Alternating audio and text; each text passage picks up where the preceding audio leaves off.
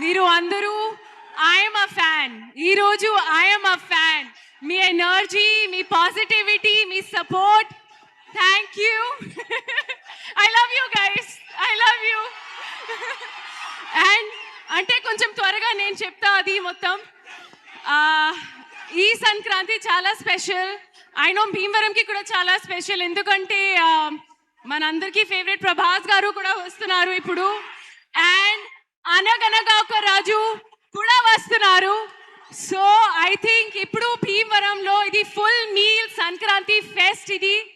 And చాలా మంది నాకు చెప్పారు భీమవరంలో సంక్రాంతి ఒక బెస్ట్ వేలో సెలబ్రేట్ చేస్తారు.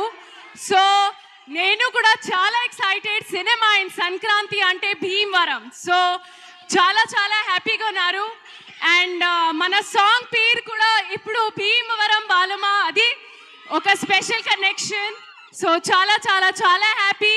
ఈ సంక్రాంతికి కలుద్దాం మీకు థియేటర్స్లో, అనగనగా ఒక రాజులో కలుద్దాం. So thank you so much. చాలా చాలా హ్యాపీ.